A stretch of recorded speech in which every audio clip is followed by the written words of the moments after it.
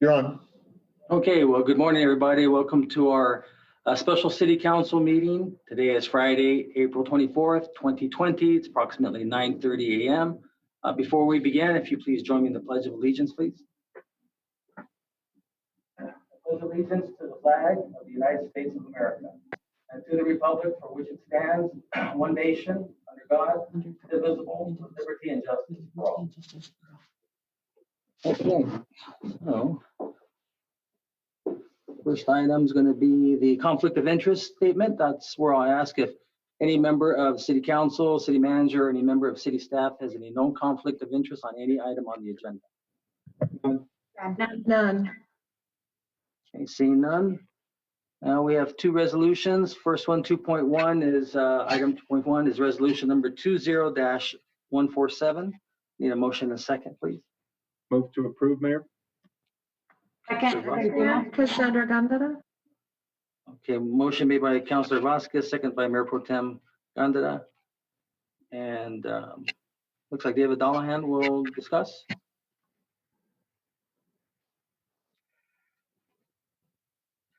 Good morning, Mayor Council. This is Robert Cabello with the City Attorney's Office, and I'll be doing the presentation for this particular resolution, Okay. which is for extending the mayor's emergency proclamation. First off, can everybody see my presentation? Yes. Good. So, just to sort of recap, on March 11th, 2020. Governor Lujan Grisham actually issued her executive order 2020-004, which declared a state of public health emergency to respond to the COVID pandemic. On March 27th, 2020, the City Council passed the emergency declaration ordinance, which allows the City Council and the mayor to exercise their emergency powers through a proclamation. On April 7th, 2020, the mayor issued an emergency proclamation, and this was to potentially get FEMA funds for reimbursement for our expenses to respond to the pandemic crisis. It was also to allow the LCPD to authorize them to enforce the quarantine or stay-at-home orders from the state. Now, under LCMC section 938B, that proclamation would have ended in 3 days on noon, on April 10th at noon. The City Council on the 10th, of course, extended that for another 14 days, which ended on April, well, it's going to end at noon today. Now, as I said, the proposed resolution here today extends the emergency proclamation again for an additional 14 days to May 8th, 2020, under section 938C. The extension runs concurrent with the Mexico Governor's Executive Order 2020-022, which extended the public health declaration to April 30th. The good thing about this proposed resolution, there's an automatic extension built in, which means that this proclamation will be extended an additional 14 days if, for example, the state's emergency orders are extended further. And with that, here are your options, and I'll open up for questions. Thanks, Rob. So basically, nothing has changed from the last time we did this. This is just merely extending it because the life of the ordinance only has 14 days, and so we need to do it again before it expires today at noon. Is that correct? That's correct. There is one additional thing. There's an automatic provision in there, so where if there's an automatic extension, so not every 14 days we won't have to come back.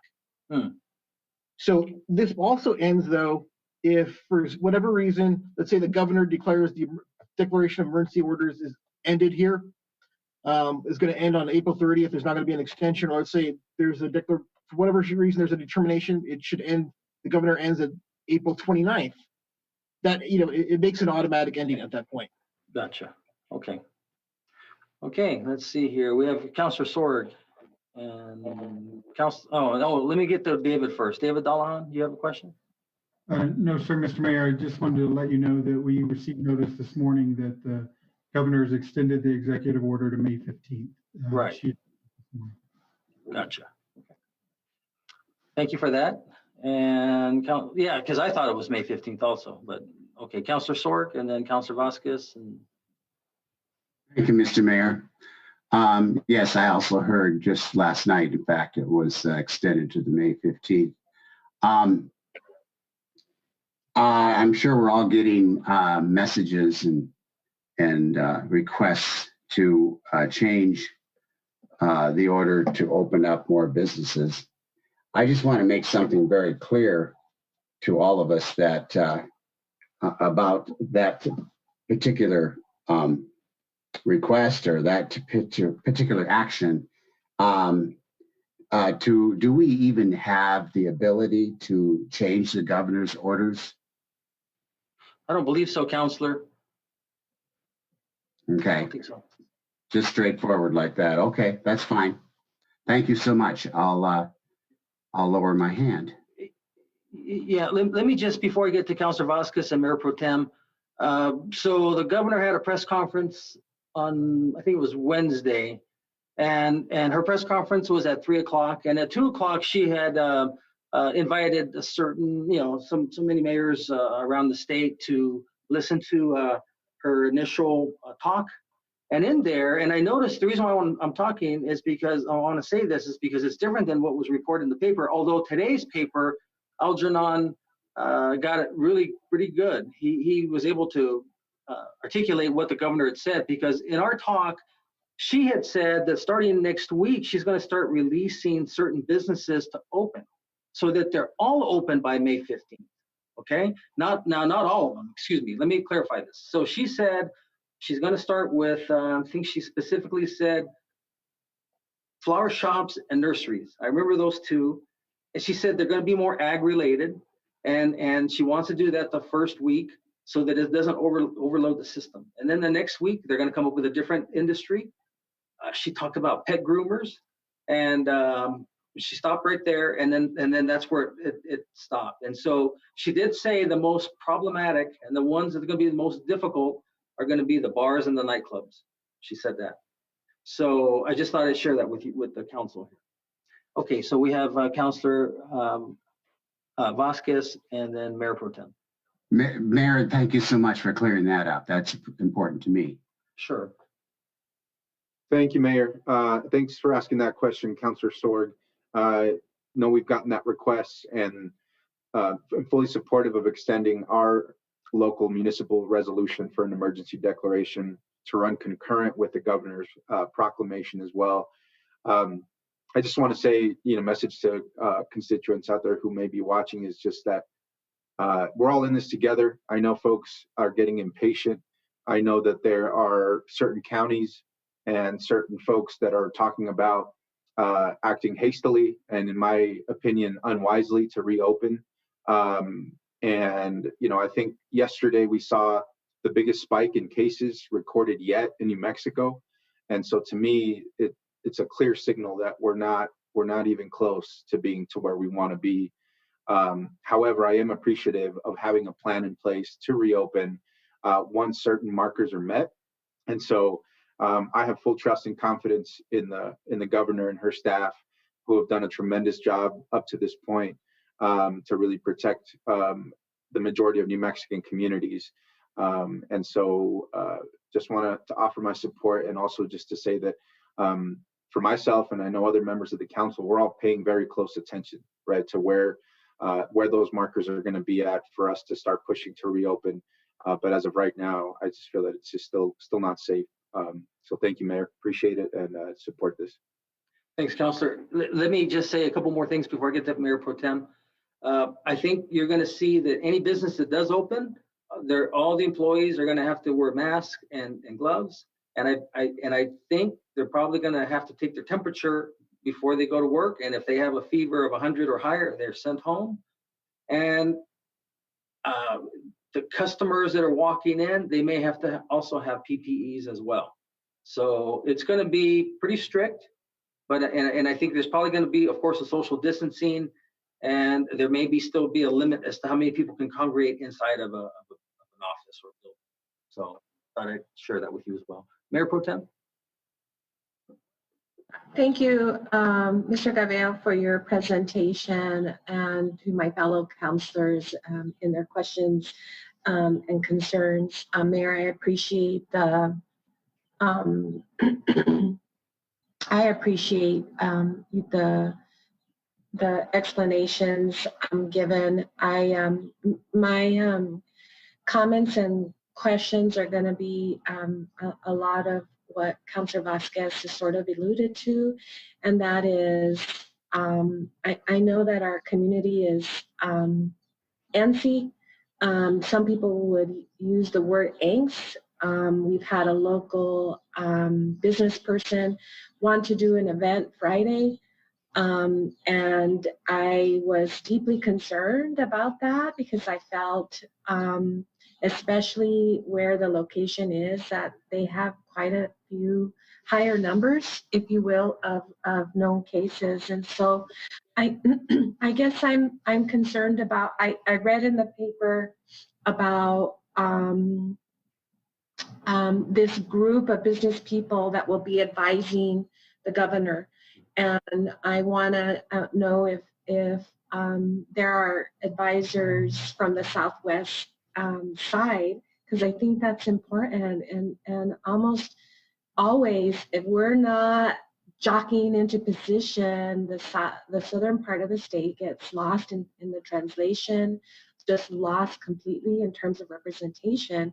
And I want for our business people to feel that they're heard.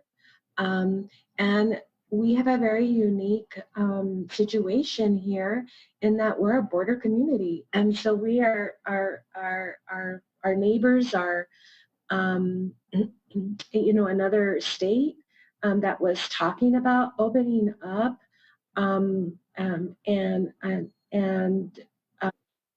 our neighboring country where lots of folks have family who go seek medical attention, not only medical attention, but medical supplies, medications.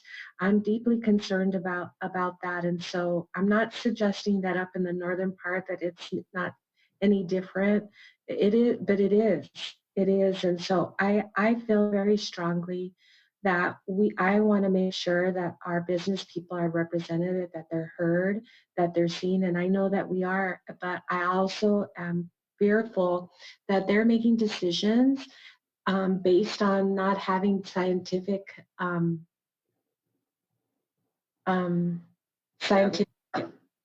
evidence, right, or people to help inform them. And so how do we do that? I know that the first few days that we went into session at our special session, we had Carrie Hamlin and Debbie Moore talk about a business group. And maybe that's something that we need to consider here, and ensuring that there is that representation that's going up to Santa Fe, specifically as it relates to the southern communities or the southern counties. My other concern, Mayor, is that I think most of us have seen the media attention that the commission has received. They are on Tuesday going to promote a resolution to open up the county. How does that affect us? Because we are within the county. So how do we work through that? Mr. Cabello, Mayor. Well, yeah, let me jump in real quick. So thank you for those comments. First off, the Economic Recovery Council is 15 people that the governor has put statewide. And I think the one that's from southern New Mexico, and there, to my knowledge, only one is Sally Stallman from Stallman Farms.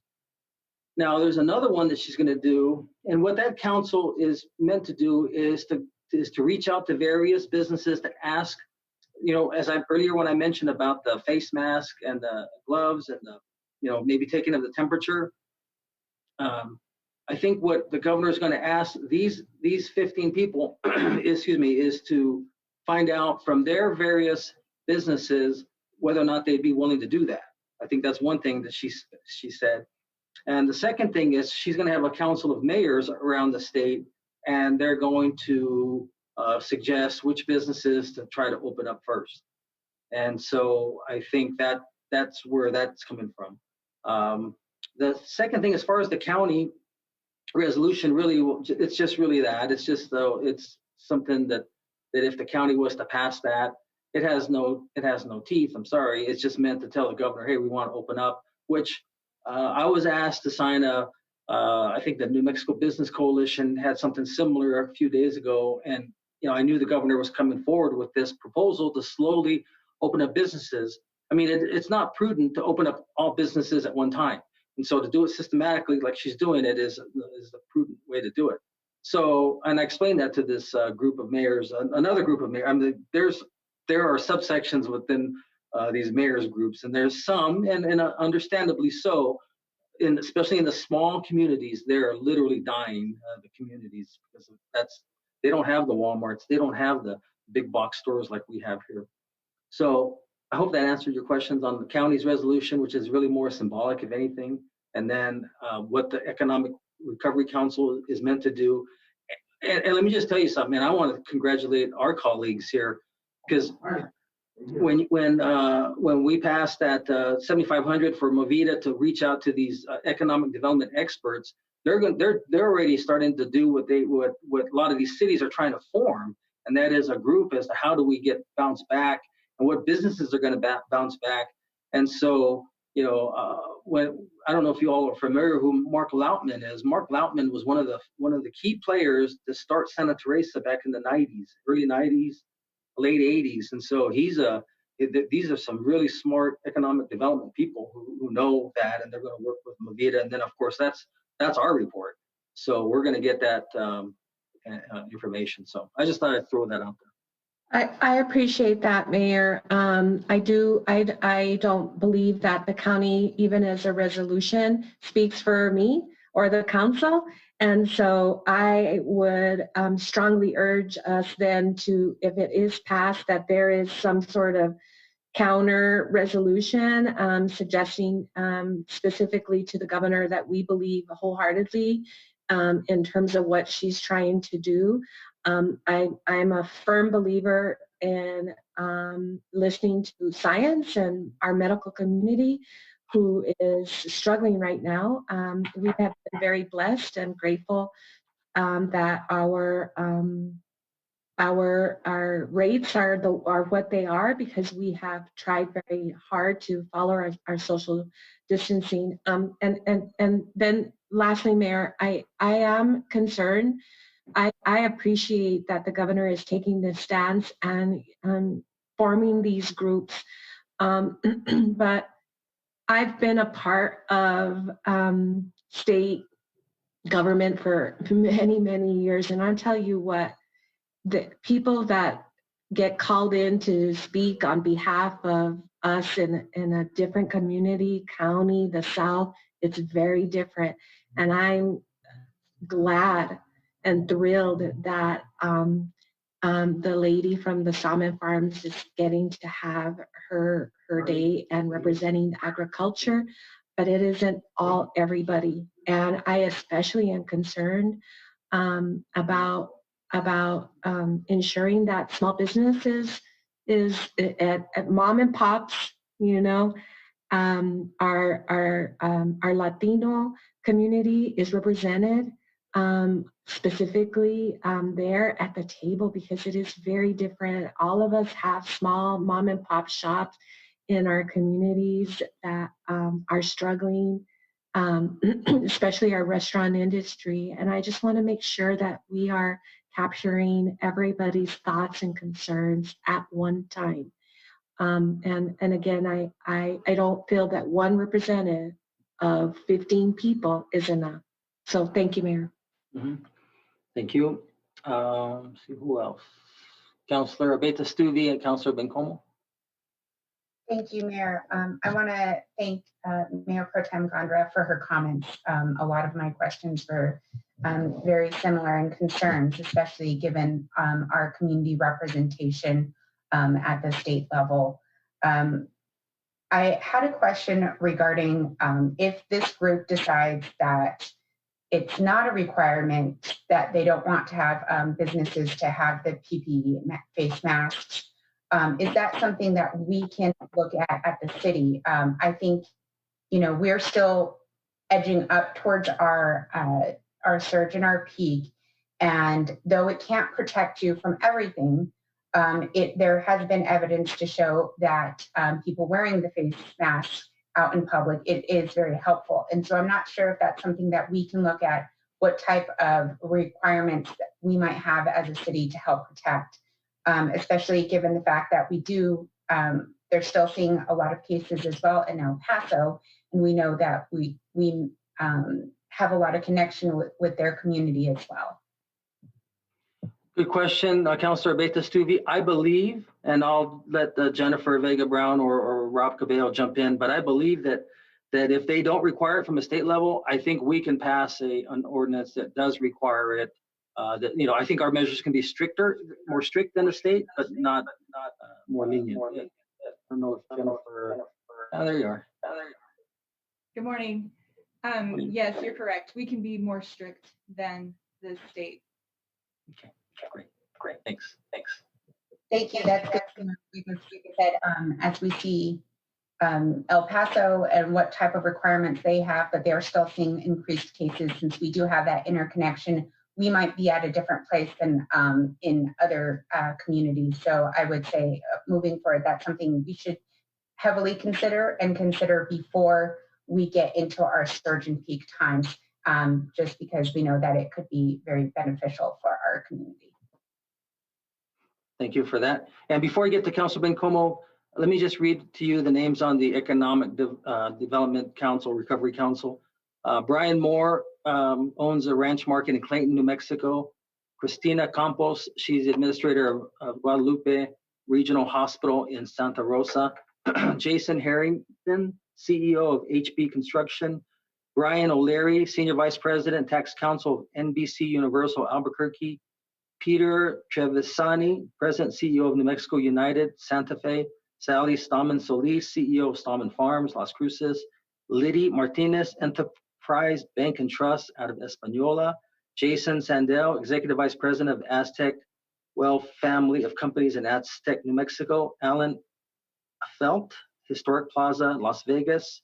Mark Fidel, co-founder of Risk Sense Albuquerque. Steve Shervick, President, XTO Energy in Carlsbad. Vince Alvarado, President, New Mexico Federation of Labor, AFL-CIO. Phoebe Suina, owner of High Watermark in Cochita, Pueblo. Carrie Phyllis, founder of the Salt Yard Ethics Nightclub, Albuquerque. Jeremy Turner, Director of New Mexico Project Development, Pattern Energy. Okay, so next is Councilor Bencomo. Thank you, Mr. Mayor. I wholeheartedly agree with Mayor Pro Tem Gandara on the representation on this. I think if we were to agree to send a sort of parallel letter or communication to the governor supporting her orders, sort of moving away from what the county of Doña Ana could potentially do on Tuesday, perhaps we can add on there that, you know, we would like to see more representation from Southern New Mexico, Las Cruces. I would actually also recommend, though, that there needs to be more representation on there beyond industry and business, and perhaps nonprofits and people who have direct contact with workers in a different way than an employer. It's about more than just the business. It's also about protecting the health of workers and ensuring that there is just and fair relief that doesn't put people in danger. And of course, if people are suffering because hours have been cut, they're not going to say no to going back to work, but we have to ensure that their safety comes first, for sure. You know, and if hospitals are struggling with PPE, why are we, assuming that businesses won't, right? If hospitals are missing some of these important equipment, then why do we think we have enough for a bunch of other businesses? So I think we need to just be careful. I get the urgency, I absolutely do. And Mayor, I know you said, that some rural communities are struggling. I just want to point out though that economies are not dying. Economies are struggling, certainly, and suffering, but people are dying. Literally, people are dying from COVID-19. And we have to take that as priority before anything else. This morning there was a New York Times article actually really lifting up the work that New Mexico has done in avoiding higher suffering than a lot of other states, especially our neighboring states, given our economic situation, regardless, being one of the poorest states in the country. But they're really praising that we yielded impressive results against this virus. And I think it's because the governor acted decisively and early, and we can't deny that. We can't deny those facts. And I think we have to stay the course. And it's funny because she also tweeted out, or whoever tweeted out for her is doing a great job, that the economy isn't suffering because stay-at-home orders. The economy is suffering because of the virus. And in order for us to reopen an economy, we have to beat the virus. That is the only way. And if we get ahead of ourselves, I think we're going to be putting a lot of lives in danger. And I think we're going to be putting a lot of our nurses and our healthcare workers in danger, and putting pressure on our hospitals when they won't be able to handle it. Anyway, that's it for me. I really would, if we are going to sort of encourage the governor to look at more people from down here, I'd like to for us to discuss not just business folks, but perhaps nonprofit folks, perhaps civil liberties folks. Yeah, thank you, Mr. Mayor, and I fully support us extending this, of course. Okay, well, thank you, Councilor. Just a couple things, thoughts on your comments.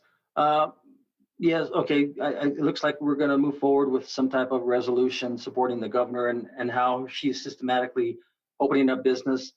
Just keep in mind, I think this Economic Recovery Council was meant to focus more on business. We can do it on nonprofit, but that doesn't mean that you yourself, if you'd like, or if others want to join you, have your own subcommittee and do something here for the city of Las Cruces, how to kind of put that together so they can kind of get an idea of what you think are best practices regarding their health. Now, I think it's my understanding that Santa Fe is doing something like that. So if we wanted to look something in Las Cruces, I think it'd be worthwhile. Now, as far as the mask, when the governor was talking, she didn't specifically say N95 masks, which is what's typically used for the healthcare workers, because those are hard to find. I think she was talking about just even the real simple masks, like when you would visit someone at the hospital that requires you to be, I don't know if you ever visit anyone where they say you have to wear these plastics, a gown, and you have to wear these masks, and they're the real simple ones. And I think those are still available, and I think that's what she was talking about. So I just thought I'd share that with you. Okay, we have Mayor Pro Tem. You have another question or comment? Mayor, I do, but I see that Councilor Flores wants to speak. She hasn't done so, and if that's okay, I'd like to yield to her, and then I can come back if you're okay with that. Yeah, sure. You've got 15 minutes. I'm just kidding. Councilor Flores, go ahead. I'm so glad you keep your sense of humor, and I'm so glad that I feed it. Good morning, everybody. I'm happy to see all of you, and I concur wholeheartedly, 100% with everything my colleagues have stated so far. And I really appreciate Councilor Bencomo pointing out that it's the virus that is causing everything to close down, not people staying home because they want to stay home. And yes, it's very difficult. And I think everybody is now saying this is going to be worse than the crash of 1929. So we are in a horrible situation, and I know that my retirement accounts have gone down by about 20%. So and that's something I worked very hard for since I was 17 years old. So that's about 80 years ago. So, so it's very hard, especially for someone in my age group, to see that going. That has gone down, and everybody, it has a domino effect. Everybody's affected. So all that being said, I think what we no, I don't think I know that, or my belief is that we have to keep people in mind above all. We have to keep the health and safety of everyone at the top of the list, and everything else is secondary. I think that I know that based on what we were presented by the Department of Health last Friday, that the CDC is supposed to come down here and look at what we're doing because we've been so successful in keeping our numbers down. And when we look at the graphs, we can see that that we're pretty we're even keeled insofar as how things are going. But my big fear, in addition to all the concerns and fears expressed by Councilor Bencomo, Mayor Pro Tem Gandara, and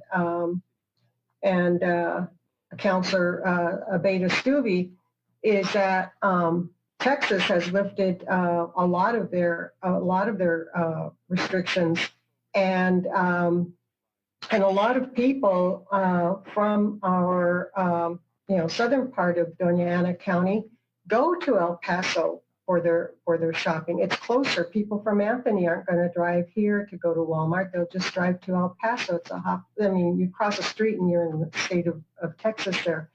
So so my concerns are really about the health and safety of people. I think we're all getting letters from people who are very, very impatient. I know we're getting calls at, I know Ms. Granado was fielding a lot of calls from very angry people. People are losing it, quite frankly. But we can't, but we as a council, and really we're here to put the interests of people first and foremost. So I think that I think what we have to do, and I totally agree with Joanna, with Councilor Bencomo about having other groups participate, because even though we're looking at the economy, and the governor, with all due respect, says that they're looking at the ag portion or segment first, well, it's still people who are going to be working. So we have to take those factors into account.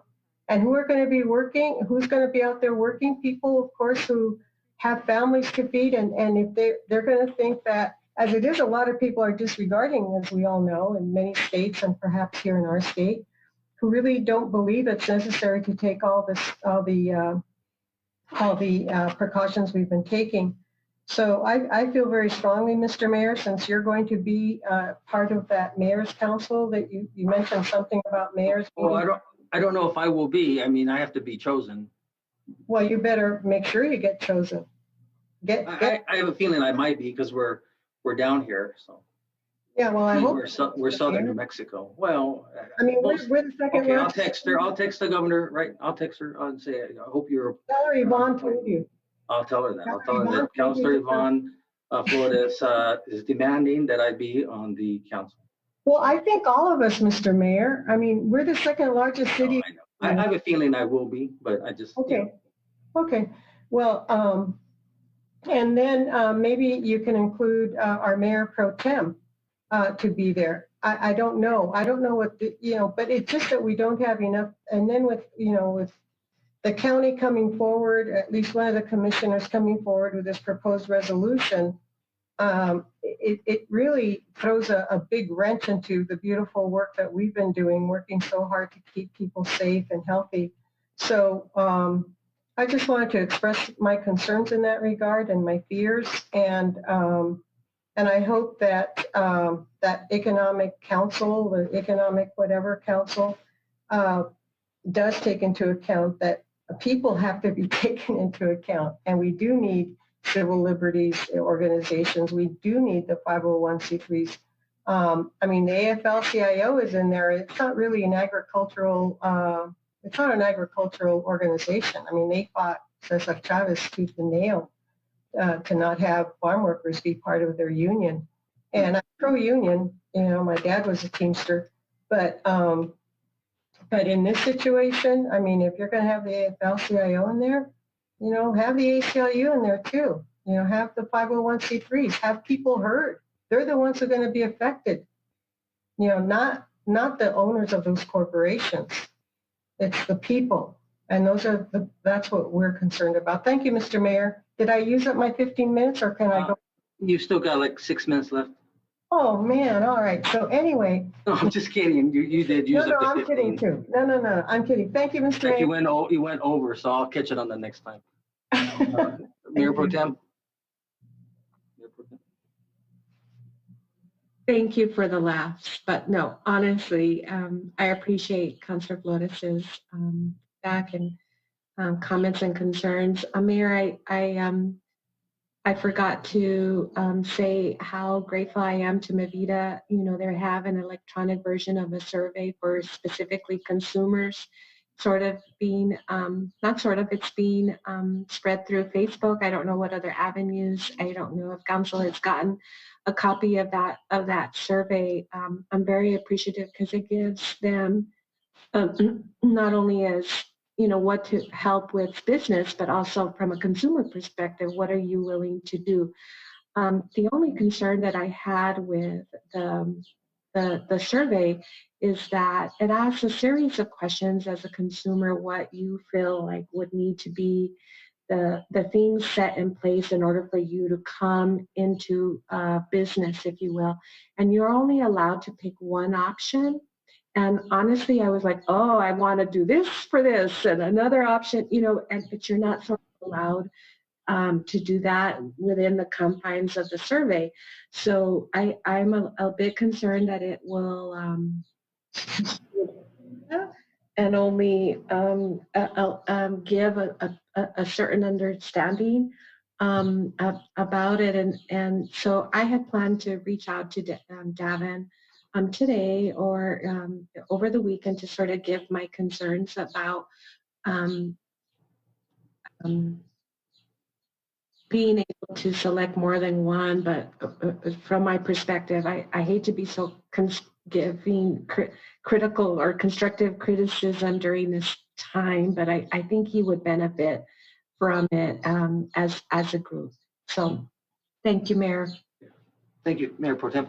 One thing to keep in mind, I've seen these done before like that for one item only, because what they do is they take the highest one, and then of course they're going to have, you know, item A, and that has so many votes, and item B, and so they're still going to do what you're asking, but I think it's a little bit easier for them to compute quicker. So just thought I'd share that with you. Councilor Sword.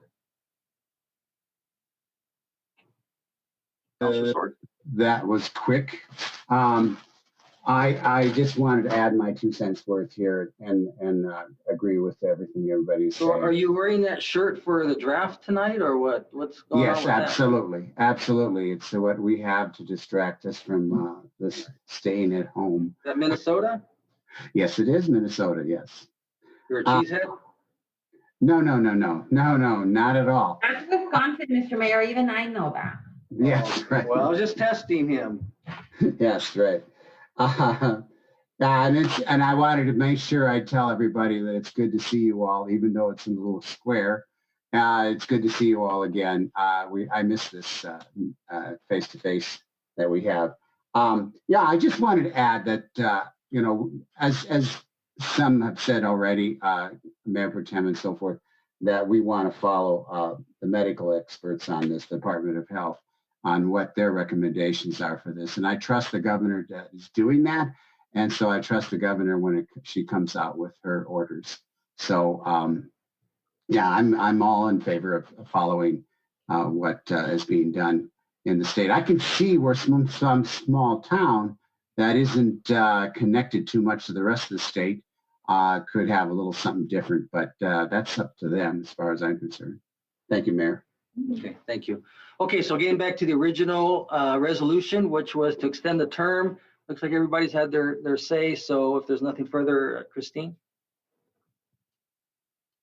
This is on the motion to approve Resolution 20-147. Councilor Abeyta-Stuvey? Yes. Councilor Vasquez? Yes. Councilor Bencomo? Yes. Councilor Sorg?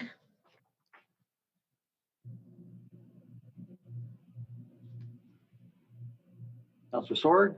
I tried to do it a different way and it didn't work. Yes, my vote is yes.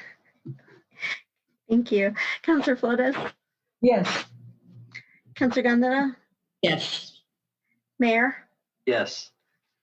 Okay, item 2.2, which is resolution 20-148. Need a motion and a second, please. Move So to moved. approve. Second. Oh, okay, who did the first motion? Was that you, Councilor Vasquez, with the first motion? It was Councilor Abeyta-Stuvey, and I'll second it. Councilor Abeyta-Stuvey, motion, second by Councilor Vasquez.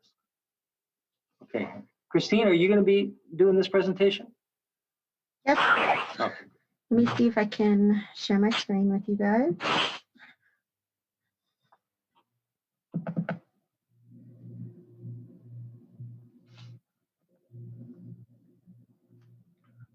Can everyone see that? Yes. Okay, great, awesome. Okay, Mayor, Council, Christine Rivera, Acting City Clerk for the record. Today I have a resolution to approve a electronic public comment period during the regular City Council meetings. So just a little background. On March 23rd, 2020, the New Mexico Department of Health issued a public health order stating that gatherings of more than 5 individuals should be limited. At that point, that is when we started to have the Zoom virtual meetings. After that, Attorney General issued guidance on complying with the Open Meetings Act and stated that members of the public should be afforded remote access via live stream or other similar technology if possible, or a call-in number for listening to the meeting. Robert's Rules of Order states that the chair must recognize any member or participant who seeks to speak, and he gives them the floor, which is similar to what we do now during the regular City Council meetings. So I looked at a couple of the other municipalities in our state to see what they were doing as far as their virtual meetings. Sunland Park is allowing participants into their Zoom meetings by calling or emailing the city clerk for the link, and they're allowing up to 300 participants into their meetings. Fort Sumner is having virtual meetings, but they are taking comments via cell phone to the city clerk during the meeting. Bosque Farms is streaming their meetings on Facebook Live, so they're taking comments during the meetings also.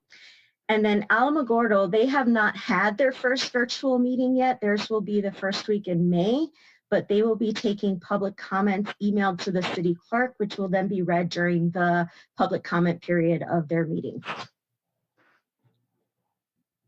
So I also looked at what some of the cities around the nation are doing as far as virtual meetings. And New York City and Clark County, their schools were using Zoom, but they had to end up banning it because people were hijacking their online classrooms with racist and derogatory comments. California, one of their council meetings was actually Zoom bombed when a member of the public screen shared a pornographic image. The Crate Monet School District and Florida Keys School Districts are only taking comments via email, which are then shared during their council meetings. Gary, Indiana, their law does not require public comment, so they don't even have those during regular city council meetings. And then in Woodinville, Washington, their comments are submitted by email and then read during the public comment portion of their meetings. So our recommendation is that the mayor and city clerk would receive public comment via email. If somebody has, can they mute their phone, or looks like we're getting some interference here? Sorry. So the mayor and city clerk would receive public comment via email. I would suggest that all public comment be submitted by Monday morning. That gives me a chance to print out anything that is submitted directly to me so that I can give it to the mayor. Once he receives these comments, just like in any other regular city council meeting, he can limit the amount of comments that are brought forward. All these comments should be read during the public participation portion of the city council meeting. And they will be included in the minutes, as well as the printed out versions of the emails will be filed away in my administrative file. And we will be following the city manager policy on social media, which instructs that no comments related to random or unintelligible comments would be allowed, profane, obscene, violent, pornographic language, content that promotes or fosters discrimination on the basis of race, color, national origin, religion, ancestry, sex, age, physical and mental handicap, serious medical conditions, spousal affiliation, sexual orientation, and gender identity. No defamatory or personal attacks, no threats to any person or organization, no comments in support of or opposition to any political campaigns, no solicitation of commerce, no conduct in violation of any federal, state, or local law, no encouragement of illegal activity, no information that compromises the safety and security of the public, and no content that violates legal ownership of interest. So with that, these are your council options. We will need to amend the title of the resolution to take out the word policy, and I will stand for any questions. Thank you, Christine. Let me just jump in real quick before we go to council. So, I thought about this, and I know the one problem with if we were to allow the public access to Zoom, and I think you saw many of the concerns that someone could have access and they could do something unusual. The second thing I was thinking is I would have no problem if, well, first off, you all probably still get emails regarding a particular item on the agenda, because I think you do. I know I do from time to time. So if you want to read those as comments when we're discussing a particular item on the agenda. But what I wanted to share with you or tell you that I'm willing to do, which is not that difficult to do, I'm used to multitasking while we're running meetings, is they can email me during a particular item if there's a question that comes up. As long as they identify it with the resolution number, I'll take maybe up to 5 comments and I'll be able to read it literally on the spot, unless it's a huge novel, just something that they may have some questions and I can respond to it that way.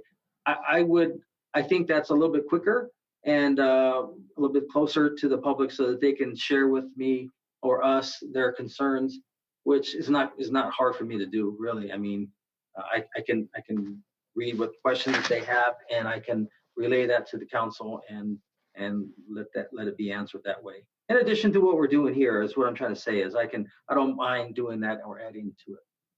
Okay, so with that, let's see here who has questions. Councillor Flotis, did you forget to put your hand down or you have your hand up?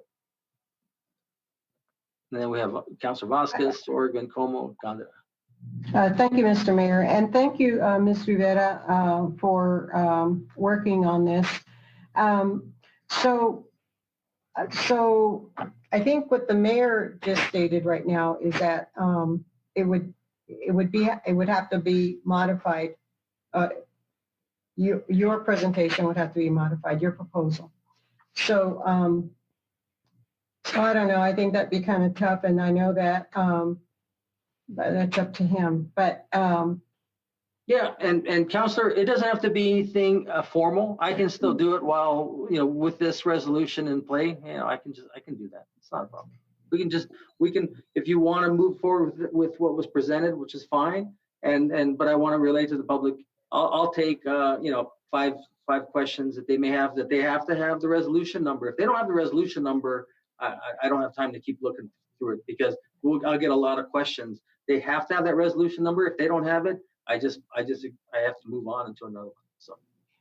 oh, thank you, Mr. Mayor. And so my question for Ms. Rivera is, how does this vary? Because I know that at council meetings, before we go to our media agenda items, the mayor does allow people to make, their public comments,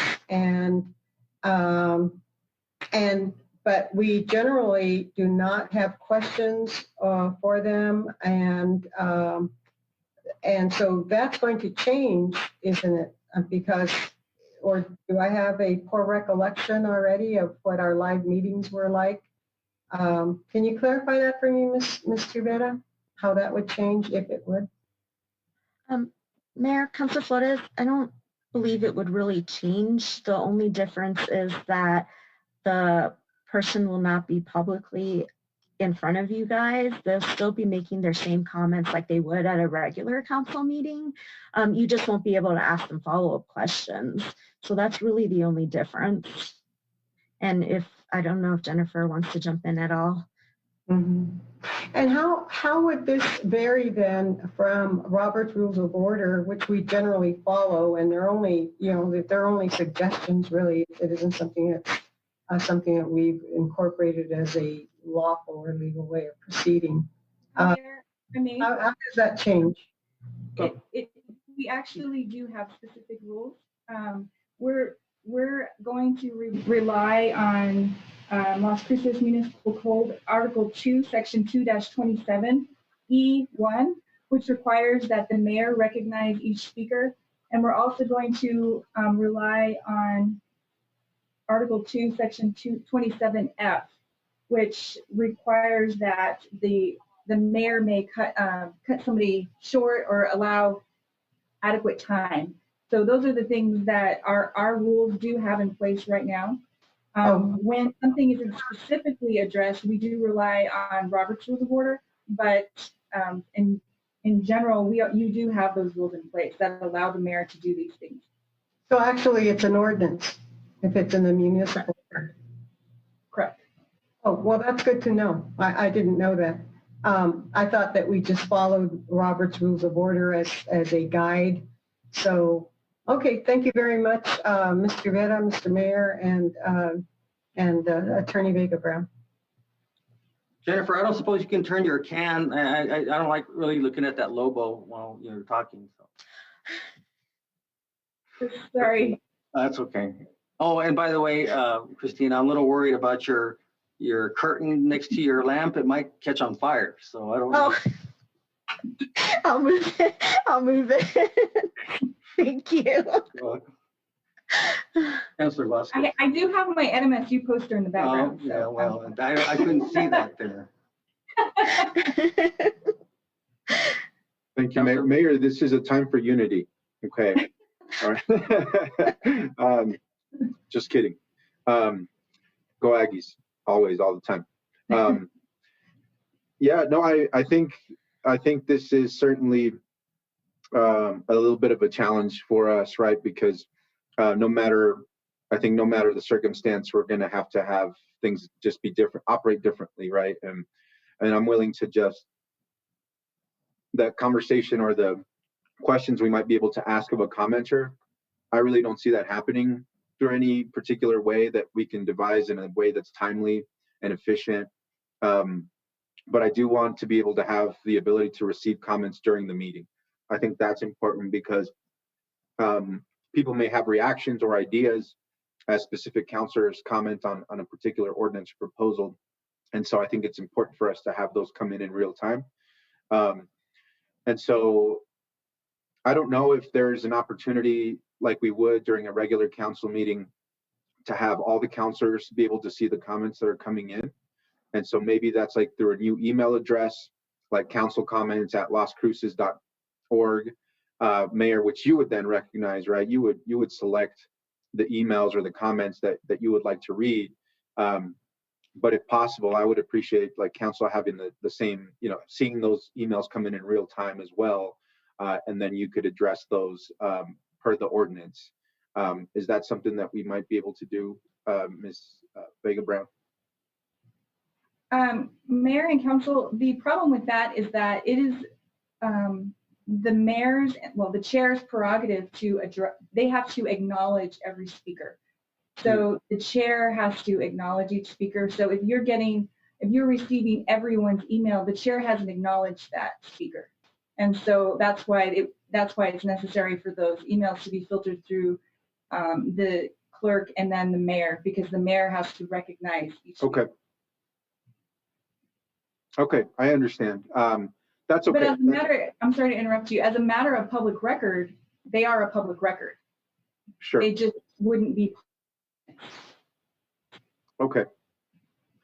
Sure, that makes sense. So maybe getting then a list of all the comments that were submitted or something post-meeting, if that's a possibility, but in real time, the mayor would select, or those would be filtered directly through the mayor's inbox. I think I like that proposal, and hopefully it works, Mayor. Hopefully you don't get overwhelmed with too many comments during the meeting, but it's certainly worth a try, and I appreciate you bringing that up. And so I think that's probably the way to go. At least for me, I don't know what the limitations or technology is like insofar as, Facebook and Zoom comments in real time. Unfortunately, I have just seen how social media tends to bring out the worst in people. The majority of the time, it's kind of where civil discourse goes to die.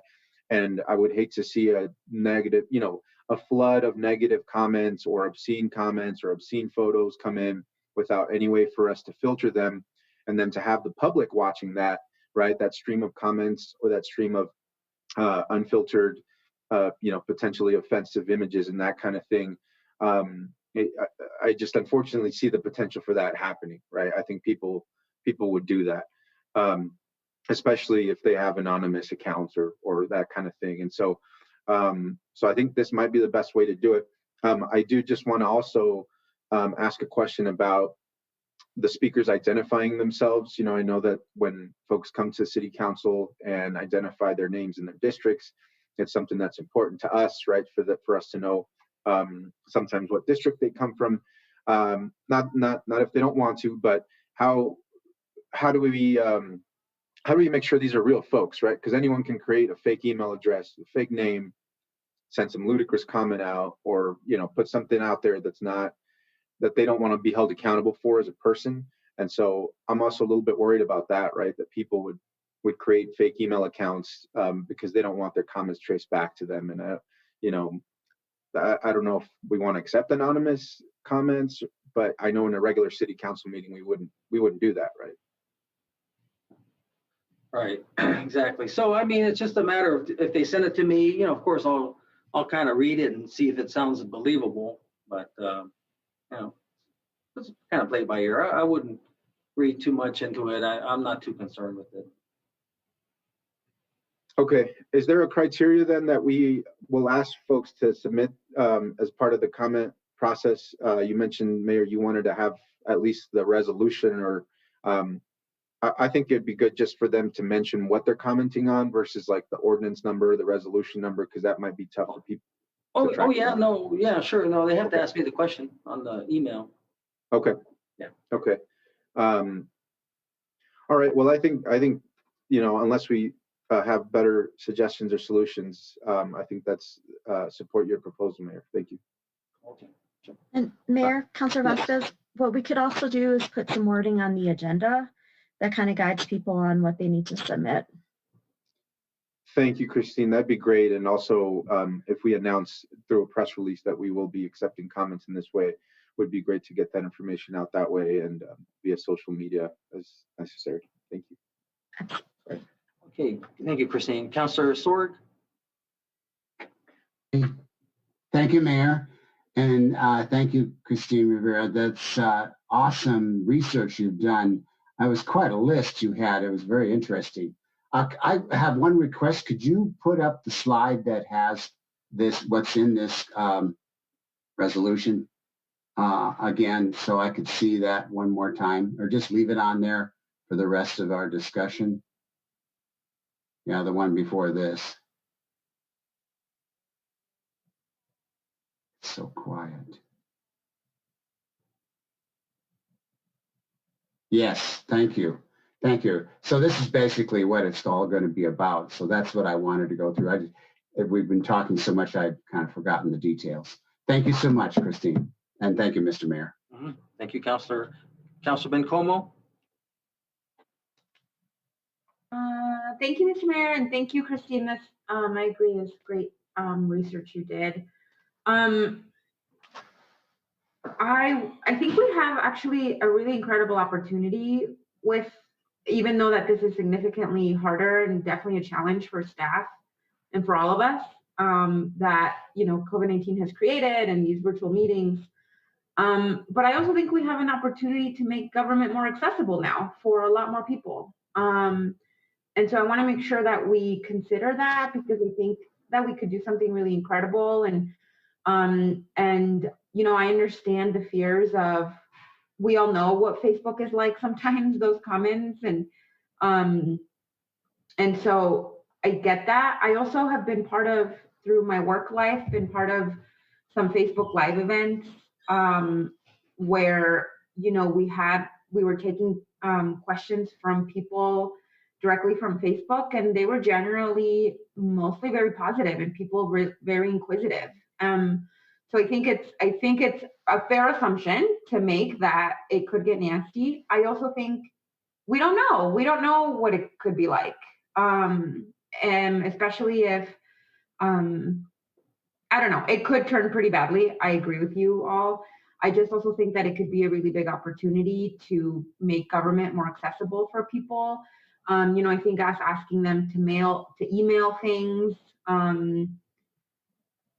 I don't know, it can get kind of tough sometimes, right? And like email culture is very, it's a very middle class thing. And so I'm just nervous that we're continuing to exclude a certain population in our community by doing just that. So I know I have no solutions, and I hate to say that, but I think that figuring out a way to field the actual questions and the actual positive comments on, and I don't mean positive, right? Because critique, we can hear critique. I think that's important from the members of the public, but a way to field legitimate comments from Facebook or YouTube, I think is really important. And I think that we could really change the way we provide these meetings to our constituencies. So I really do want us to try that. I don't know, Christine or Jennifer, if we end up saying like, yes, we're going to try this, and it ends up blowing up in our faces, if we can then take it back. But I just feel strongly about that.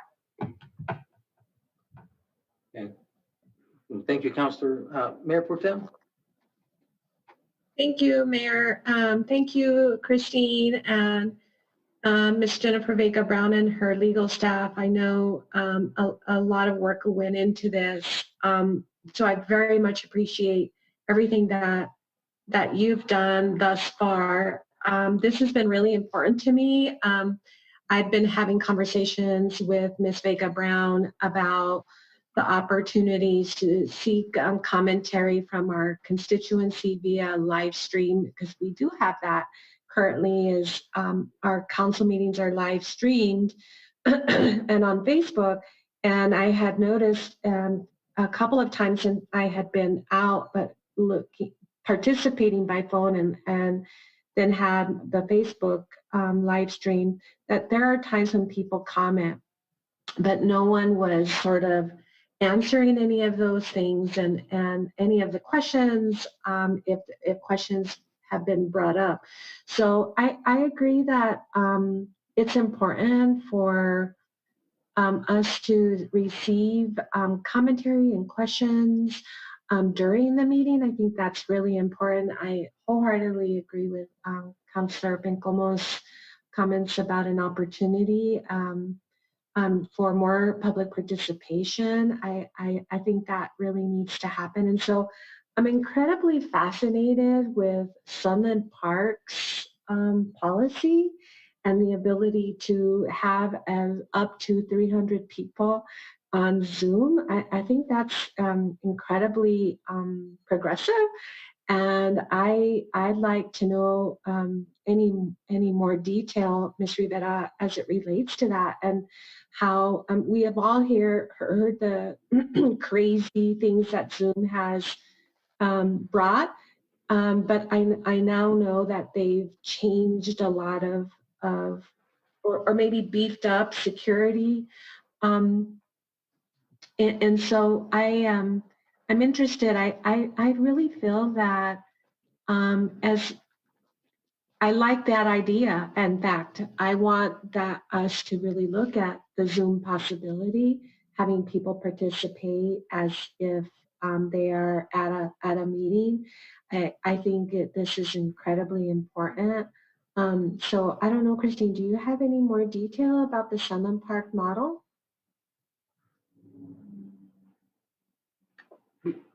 Before you jump in, Christine, David, did you have a comment you'd like to make?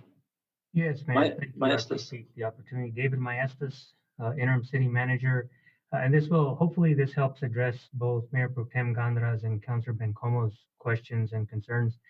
Yes, I agree. I think the entire nation, the entire world is finding out that we have additional opportunities for participation. We have additional ways and potential to carry on our meetings. With respect specifically to Sunland Park Zoom, I don't know that we have enough information on that to answer that, but I do know from our standpoint and allowing interactive participation during the meeting, I think the mayor has a good suggestion on allowing emails to take place even during the public participation item for those particular topics that come up, specific resolutions, so that helps with that. With respect to chat and Facebook, the way they do theirs, or other social media avenue that allows the chats to take place, several concerns, and a couple of them have been brought up, one of which was type of remarks, discriminatory, offensive, harassing type remarks. We definitely want to make sure those don't come through. And those chat rooms, the comments come in so fast and so quick that it would be very difficult. You'd have to have additional resources in place to try to stop those before they get there, to have them deleted before somebody else can see them. So we really put ourselves at a great risk for those opportunities. What I would suggest, I don't have a problem continuing to look at other ways that we can improve and have additional accommodations for public input. But rather than just simply open it up, I'd like to have staff see what potentials we have, what resources we're going to need in place, and run a few test trials. That way we make sure that we have it so that it works best for the entire community before we open it up. This resolution here allows us at least a first phase of our increasing participation, and it allows us to let people actively send information in and questions in or comments in that can be addressed during the meeting as part of these discussions, and then we can continue to work to our next phases in the future, again, depending on what resources we need and what parameters we can put in place to help us do that effectively and not put us at risk. Thank you. Thank you, David. And kind of along those lines, David, I think, and I think a nice balance what Mayor Pro Tem Gondara was talking about and what you've been talking about, I think is a suggestion that, let's just say we have, obviously, if we have presenters or if members of the community are on the agenda, of course, they would be allowed access into Zoom. But I wonder, and David, I know you're going to check this out, is let's say we have, we start off small, 10 or 15 participants, and then they have to get the credentials. They have to email the city first. We have to make sure that they're legitimate people, you know, that it's their right name. They've got the right email address. And then once they've been verified, perhaps then they could be allowed the credentials so that they could then speak at a council meeting. I don't know. That's something I'm sure David and the staff are going to look at. So I just thought I'd just share that with you all. Mayor, I appreciate and appreciate Mr. Maesta's comments. I think it's a nice balance. I do want to, as the Mayor Pro Tem, say that I've been a part of facilitating some meetings and so getting questions and whatever is sort of a balance when you get on that chat. So I just want to remind that in the event that I am facilitating that, we have to be proactive and inform the public that I'd be the one that they'd have to email to as well. And then I wonder about any questions that come in Spanish, how that would work, because you know, I know that we've been very clear with staff that we need our council meetings to be bilingual, and the idea of simultaneous translation and is something that we've been talking about for some time. And so I just want to bring that up.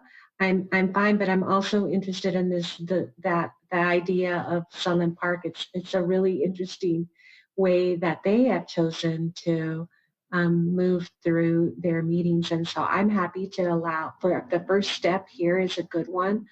I think that's an important first step, and Mayor, to include, I think it's important for that to be included in the resolution, is you're allowing the questions to be sent to you during the meeting. I think that's really important that we have. I have had several people email me saying, okay, how are you working through this? And we've heard that that's going to happen. So there is interest for sure in being able to comment during the meeting. So I'd like for that to be included as well. Thanks, Mayor. Sure. And also, Mayor Pro Tem, I think David Maestas and staff are going to look into Sunland Park. And again, we don't know if Zoom can be like this 300 participants, if that's all participants, or if there's a different mode where they can be view only and not participate and not be able to put any type of documents on the screen. So there's a lot of different things I think staff's going to investigate itself and probably bring to us by our next meeting. Okay, we have Councilor Vasquez, I think, is next, and then Sword, Abeta Stuvi, and then Cole. Thank you, Mayor.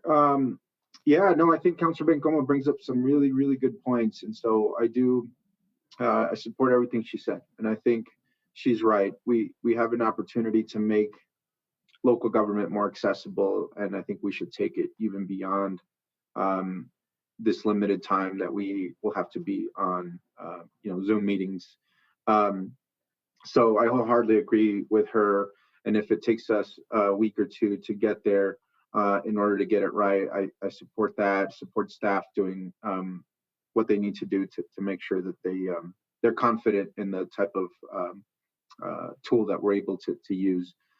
I think Councilman Como also brought up a good point about the accessibility piece and email culture, middle class.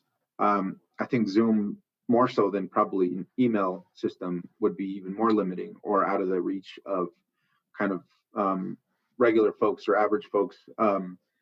So social media probably is the most widely, used tool, right, for communication, particularly Facebook. And so I know with Facebook Live, you can, I think, moderate comments when people are posting things before they actually go live.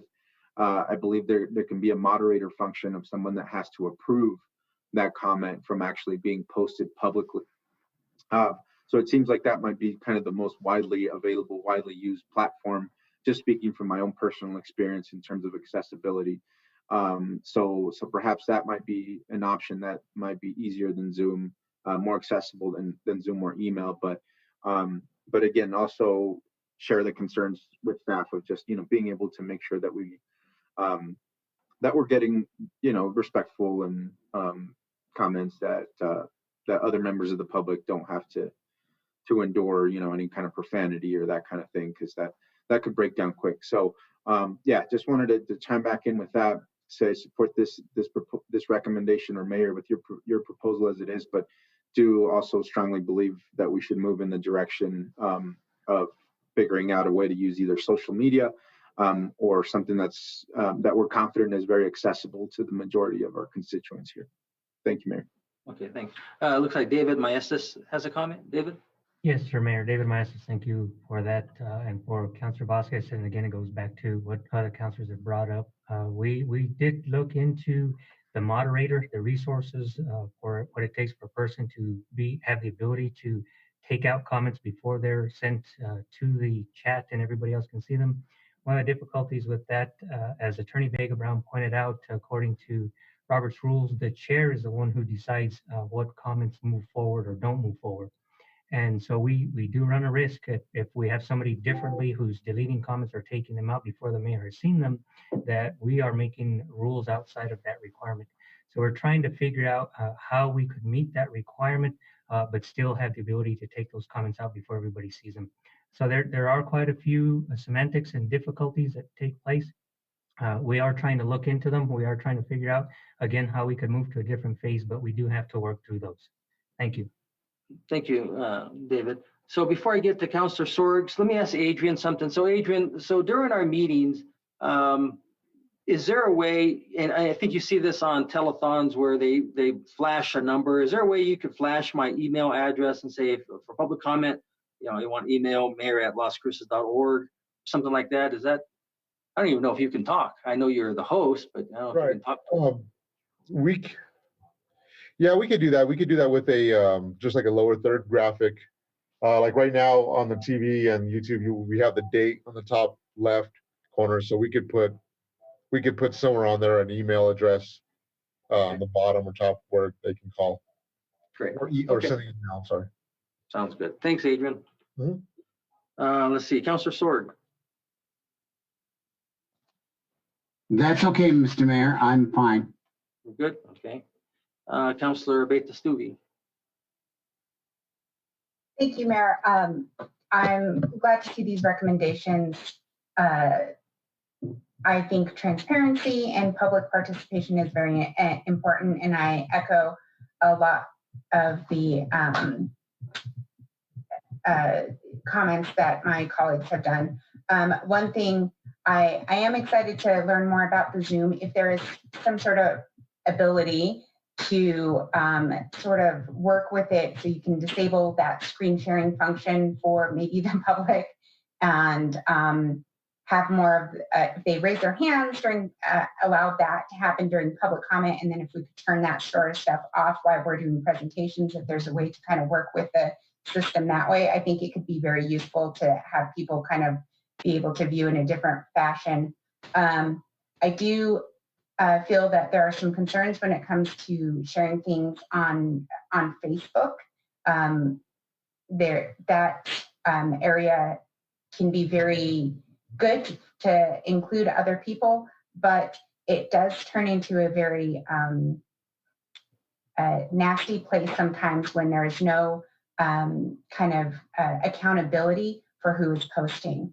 And so that's something that I think we need to consider, to just make sure these are our constituents. These are people that are there to engage and not just there to cause a disruption for the sake of chaos, I guess. And so if there's some ways that we can work with that, but it can be, it'd be something that we're going to have to monitor very closely on that. But I really appreciate, Christine, for you putting this together, and for our attorneys. Thanks. Thank you, Councilor. Before I get to Councilor Councilor Bencomo, so Adrian, got another question. So on the chat feature, so I'm clicking on it right now. It looks like the only ones I can chat to is you and Dominic. And is there, I wonder, and that's probably what you all are going to look into in the future here, is whether or not, so let's just say you all come up with the fact that we can do Zoom, they don't, they can't share a document, and instead of talking, they would just chat me something, a question, and And then that way there I can decipher if it's, if it's something that is germane or something I can share with the council, then I can just read what the question that they asked me. That's one thing that I was gonna just see if you knew off the top of your head, because like I said, right now looks like I can only chat two of you and Dominic. And Right. Right now we have the feature set up where the chat is only between the participants, you guys, and the hosts. There is another just basically that was more for public record kind of thing rules. That way there's no. I think Jennifer could probably determine better, but there is a feature within Zoom. I mean, one of the issues with Zoom is it's with the way that it's regularly set up, you can't really distinguish who can talk versus not. It's all or nothing. But there is a feature called Webinar where we can allow people to sign in, register, and then join. They have no participation as far as being able to be seen or heard, but they can use the chat feature. And you could also poll them. So you could send polling questions and they could respond, or they could use the chat feature. So, but they can't be heard or seen. Well, that would be interesting when you all come up with your different ideas to share with council in the next week or two. That'd be fine. I think that's something I just wanted to throw into the mix. David, did you have another question, David Maestas, or comment? Mayor, thank you. I was just testing you guys to see if you would get the raise hand up feature. I didn't really need All right. that. Thank you. All right, sounds good. Let's see here. Councilor Bencomo. Thank you, Mr. Mayor. And thank you for that. No, Adrian. So I've been working home since like March 13th. So Zoom has become my life. I've learned lots about Zoom. I've learned that it's actually a lot more accessible than we think it is. You can download an app on your smartphone. You can call in if you don't have a camera. There is also a really incredible interpretation tool. So there is a way that you can have simultaneous interpretation. So where the interpreter would only hear the speaker and me as a listener could choose for example, Spanish, and I would only hear the interpreter. I'd be able to see everything else. I'd be able to see, like, for example, the mayor's speaking, but I would only hear the interpreter interpreting what that speaker is saying. So it's actually pretty incredible. I like the webinar idea, given that we obviously can't control what people might show us on their video. I think that that's a very important thing to recognize. So I'll say that. I have a question in terms of the discrimination concern, like people saying discriminatory, ugly things. I mean, what's our protocol when somebody says discriminatory, ugly things in public comment in person? Well, it all depends on if it's pointed at me, I just let them say it. If it's pointed at you guys, I'd usually stop it, or at the staff. I mean, I'm being serious, because I have to be able to take any criticism or whatever they want to throw at me. But I don't think Sure, I'm accustomed to public criticism. I think we all are. We wouldn't have gotten into this if that wasn't a thing that came with the job. But my question is around, I've been at council meetings as a private citizen and county commission where people have said awful things about immigrants, where people have said awful things about LGBTQ folks, where people have said awful things about wage workers, right? So I think that there's also, I hear the concern, but that happens in person all the time also. Okay, and that's good. In fact, how about if I form a select committee of one to help Adrian on Zoom and its features? Would you be willing to join that? I would love to help Adrian with that, yes. All right, that way there you can share what other things that you've found and share with staff. They may already. But I'm curious to, I'm curious to hear maybe from David Maestas, who just raised his hand, or maybe even Attorney Vega Brown, or our interim city clerk on this issue. David Maestas, you want to say something real quick? Yes, Mayor. Thank you. David Maestas, interim city manager. You are correct, Councilor Bencomo. You do have the opportunity in our face-to-face and when we have the city council chambers open to have somebody say something. The difference there, as the mayor pointed out, he can stop them and it doesn't go any further.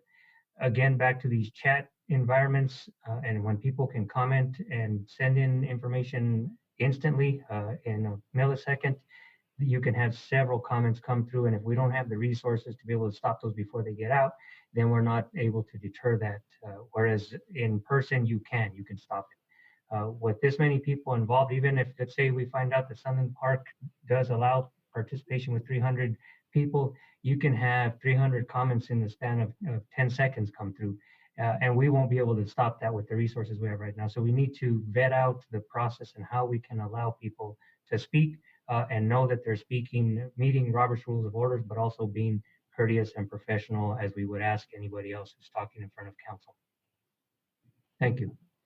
Thank you, David. Thank you, David. I appreciate that. I think, yes, I'm very happy to work with folks on how we figure this out, because there's got to be a way, right? And so I'm happy to do that. And just before I get to Mayor Pro Tem Ganda, just to let you all know how I choose who's talking here is whoever hits the raise button first, you go to the first of the line, and so that's how it goes. So just thought I'd share that with you. Not that I, randomly, arbitrarily, and capriciously pick who's going to talk first. I just thought I'd share with you. I just go off my little participant list here. Counselor, Jennifer, you have something you'd like to say? Jennifer Vega Brown. Yes, thank you. One thing also that to keep in mind is the more filters you have, the more people who are filtering through the information that gets to the mayor, the more opportunities you have for censorship. And we don't want that. We want as few people to see it as possible so that that information can get to the mayor, and then the mayor can determine what's heard. Like I said before, it's all a public record.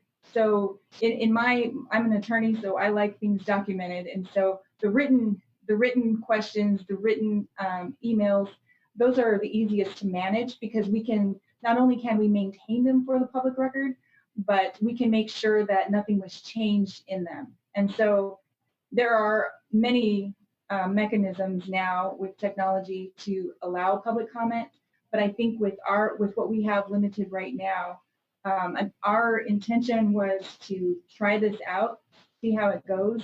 I keep adding to your rules of procedure, which have not been finalized yet, because it seems like every time they're finalized, something else comes up. But we'll continue to add to this. I think we'll follow IPRA guidelines for when you submit an IPRA request, you have to provide a name and address. So we can add those into the rules. But again, this is just going to be trial and error right now, and we'll adjust as we go. Okay, great. Thank you, Mayor. Thank you for that. Mayor Pro Tem. Thanks, Jennifer. Thank you. I appreciate Ms. Vega Brown's work and sort of moving into this, and Councilor Bencomo's willingness to sit in a committee of 1 or 2 with Adrian to move through this. I think this is really exciting. I do want to say, I've been facilitating groups for a decade and a half. There's all sorts of facilitation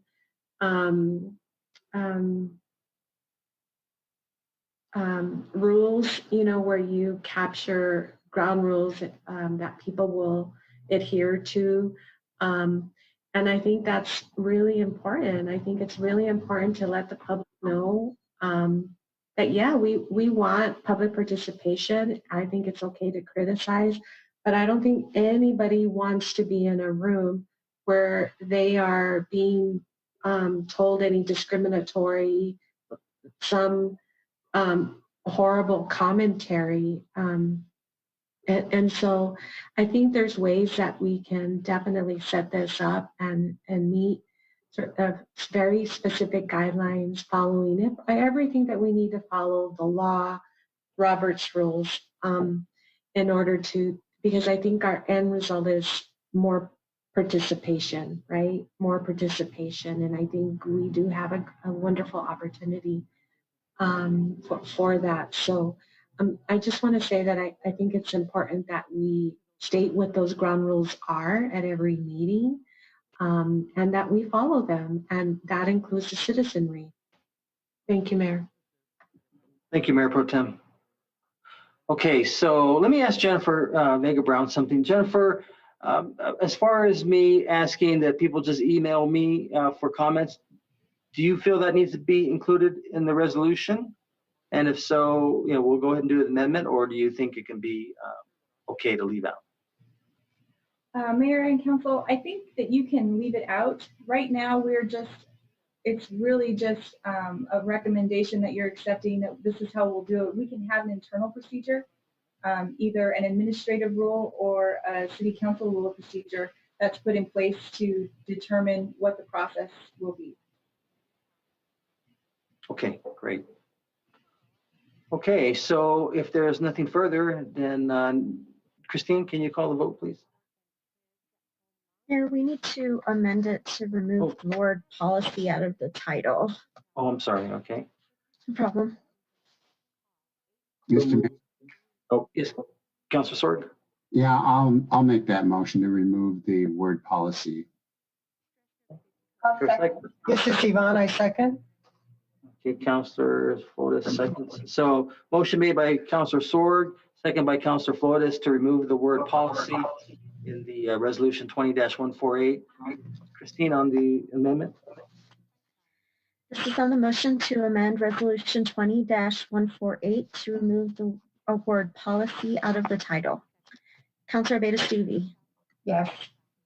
Councilor Vasquez. Yes. Councilor Bencomo. Yes. Councilor Sorg. Yes. Councilor Flores. Yes. Councilor Gondara. Yes. Mayor. Yes. Okay, so now we're going to go to updates. 3.1 is Habitat for Mayor, Humanity. I I'm need to sorry. call- Yeah, just making sure you're paying attention there, Christine. So we're back on the main motion. Yes.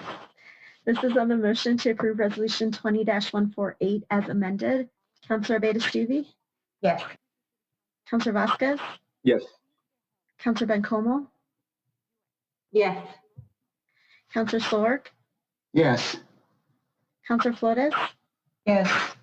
Councilor Gondara. Yes. Mayor. Yes. Okay, now we're going to go to 3.1 Habitat for Humanity updates, and I think either Natalie Green or David Dollahan will be discussing.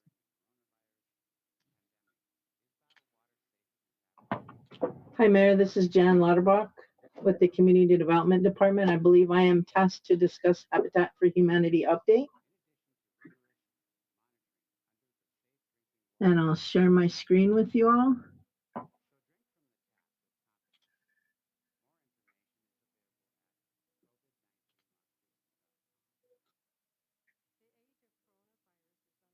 All right, can everybody see my screen?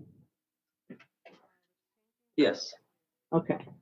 I'm not sure if you all had any specific questions, but I do have a PowerPoint I can present.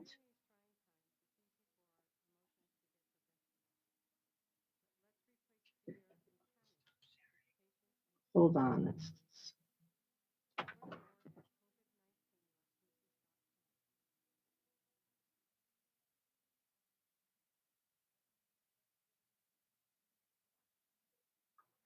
While you're doing that, Councilor Flores. Oh, sorry. No, go ahead. Habitat for Humanity has been operating here in Las Cruces, their affordable homeownership program, since 1987. Since that time, they have assisted 126 households to become homeowners in Las Cruces. The majority of their labor is through what they call caravanners, mostly snowbirds. It's a complex, coordinated volunteer effort where reservations are made. The caravanners choose to come to Las Cruces or wherever they want to go. They make reservations and they can come to Las Cruces.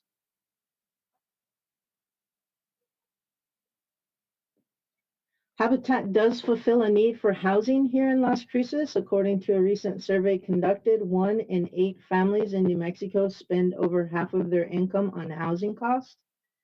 spending over 30% of their income on housing expenses leaves households cost burden, which provides for less money for food, health care, and other expenses. The way Habitat chooses their families, they have a family selection committee. They look at basically three things: the need, the ability to pay, and willingness to partner. With need, their family selection committee assesses current household conditions, whether it's the physical condition of the home, overcrowding issues, safety, disabilities, or excessive housing costs. They also look at the household's ability to pay, similar to a bank underwriter, looking at income, credit history, and debt to income ratios. And then the household's willingness to partner. Habitat does require sweat equity hours, between 250 if you're a single parent household or 500 for a married couple. They can volunteer those sweat equity hours in either building their home, other people's homes, or in other capacities such as volunteering at the restore. If they're unable to go out there and swing a hammer, they can volunteer at the restore or in other capacities with Habitat. They fund their builds. A lot of funding comes from city home and CDBG sources, and they also take advantage of our impact fee waiver program. With the home funds, we use home for direct construction costs, hard and soft costs. CDBG funding is typically used for land acquisition. They also have a lot of proceeds from their restore that can be used to help with the construction cost. At this time, the restore has been deemed unessential, so they have closed that at this time. Habitat also receives private grants and sponsorships from local banks and businesses. For instance, I know Wanda Bowman with Ashley Furniture can sometimes provide furniture.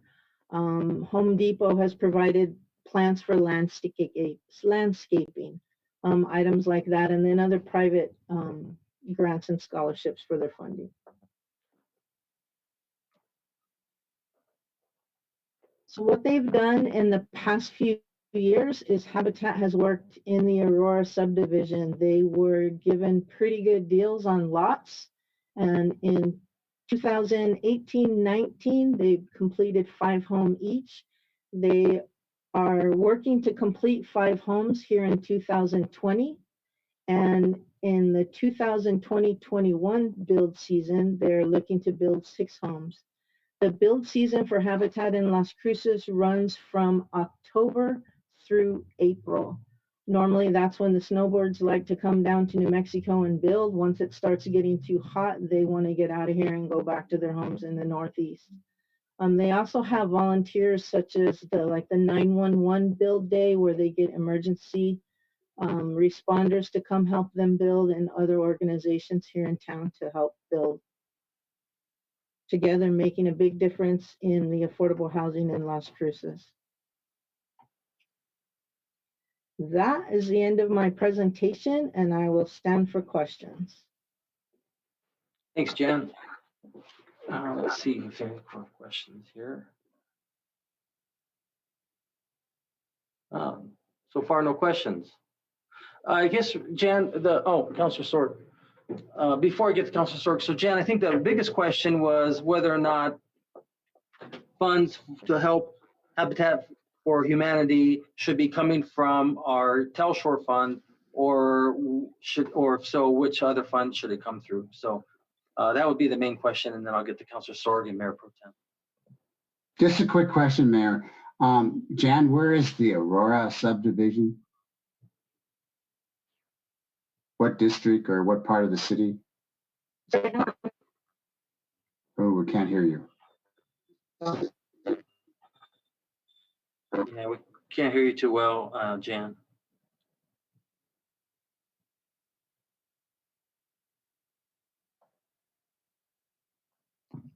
Well, for one thing, her microphone is off. Natalie, no. A bit of technical difficulties. The Aurora subdivision is off Elks Drive. Oh, yes. Okay, I know that one. Thank you. Appreciate that. Thank you, Natalie. Mayor Pro Tem Gondara? Sorry. Yes, thank you so much, John, for your presentation. I was hoping that these updates would be about how they're dealing with the pandemic, what sort of provisions have they made? Have they had to cut people as it relates to the pandemic? What are they doing with the funding currently? What steps have they taken? Like, where are they at today? Those kinds of things. Do we have any of that information that you can share today? Mr. Mayor, Mayor Pro Tem Gondara, Natalie Green for the record. We are currently under development for the contract with Habitat. We need to get an agreement in place first before we can expend funding. Because these projects are built with federal funding, they have to go through a procurement process. So they will be working through that process to solicit local contractors to finish the houses they have under construction. They have 3 staff members that are paid staff, so they are working and implementing work from home and are taking steps to do that. Again, Jan mentioned that their restore is closed. They can't open that right now. So they've had a substantial loss of funding. Habitat holds all their own mortgages, so they are providing mortgage relief to their existing clients who they hold mortgages for. And I hope that answers most of your questions. Mr. Mayor, if I would. Natalie, oh, sorry, David. I wanted to add one thing that Jan, Natalie, and I and leadership from community development met with Candace Butler on the phone about a week and a half ago before last week's resolution. Natalie made the point of that they hold their own mortgages. So of the clients that they've assisted over the years, that's 126. I believe they're down into the 70s for people that still have outstanding mortgages to those. With our discussions, they had 12 people that needed mortgage assistance due to loss of employment. One of the key things that, and there are other avenues that Habitat is providing them resources to, and they're looking at a deferment. The biggest impact from that loss of mortgage payments is it impacts the operations to Habitat as an organization. Those monthly mortgage payments, while not big or large, is what Habitat keeps the operation open day in and day out, along with the money they have coming in helps with escrow on insurance and taxes. So those are key things. Your assistance last week, as Natalie indicated, we are working on an agreement not because of the money you provided last week, but because of previous money from the city requires that federal procurement provisions, both home and CDBG. That's a key element. So that's why it's taking a little bit longer. But they're fully aware of that and more than capable of implementing that for these projects. This is a first for Habitat because they've lost the caravanners due to travel restrictions. And it's in our best interest and theirs not to have people traveling to the community. There may be follow-up by city staff with Candace if there's continued or extended need for other mortgage assistance opportunities. And we feel like the best way to do that is regardless of the city's source for the project, whether it's Telshore or general fund, getting back to the mayor's, sorry, the senile old cat, getting the back to a situation where we transfer the money to the Affordable Housing Fund, and then we can record that appropriately. So that's all I had, Mayor. You can take housing from Telshore or the general fund. We generally think the Telshore Fund for more emergency housing like sheltering or serving the homeless or victims of domestic violence in relatively short order. Sure. Either is appropriate. Okay. Thank you, David. I appreciate that. You know, when I'm hearing the updates, it's just kind of getting, from my perspective, where these agencies are at, what are their the positives and negatives, you know, where are they at with the funding, you know, those kinds of things. So if I hear you correctly, the funding that we provided last week, it has to go through a procurement process because of the federal guidelines, yes? Mayor Pro Tem, not for us. We can execute that agreement with Habitat. It's on Habitat's end to use the money for construction. They have to go through procurement because of our other contributions from federal funding sources. Got it. Okay. All right. Thank you, Mayor. Thank you, everybody.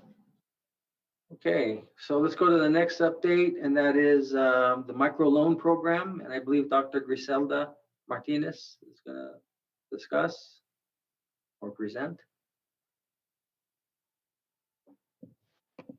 Yes, good morning. Technology, it's great when it works, right? I'm going to share my screen here.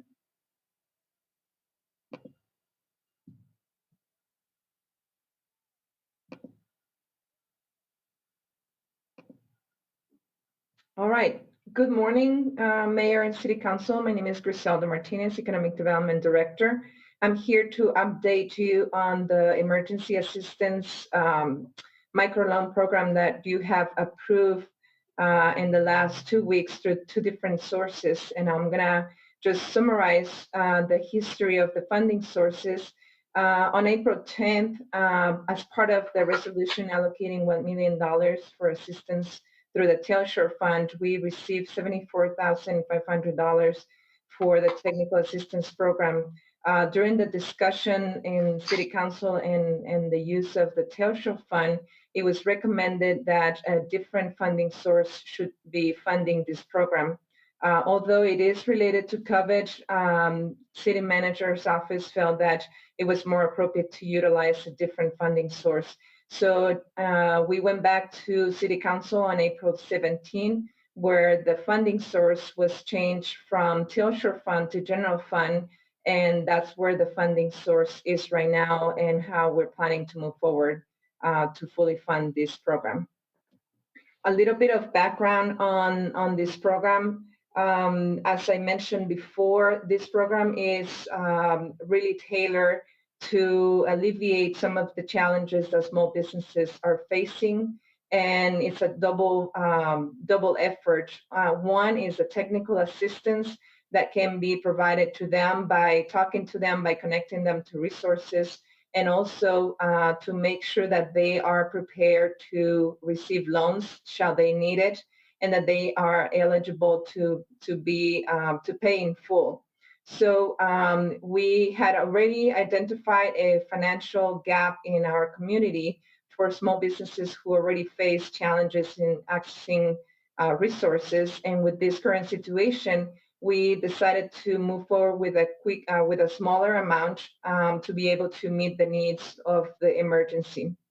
So right now, following our procurement process, we're evaluating the quotes and we're defining a contract for 6 months. I want to make sure that it's clear that these services are above and beyond what this partner agency would have been doing otherwise. The partner agency is defined as a community development financial institution, and certified CDFIs are in nature by their mission as a certified entity as serving low and medium income communities, including businesses. So in their mission, it's important for them to align what we're looking for and what they're already defined to do. So they are part of their mission is to bring economic opportunities to low-income communities and providing access to financial products for local residents and businesses. So the business performance measurements that we are aligning in our contract as aligned with other performance contracts that we have in place with other service providers.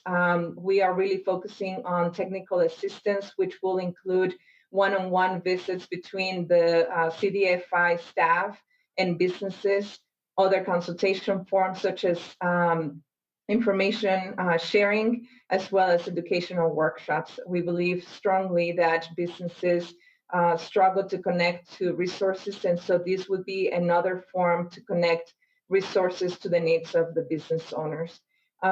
One key component here is once a business is strongly positioned with all the knowledge that they have to be able to be ready to request a loan, that they remain in business, not just for the repayment of the loan, but for next steps after that.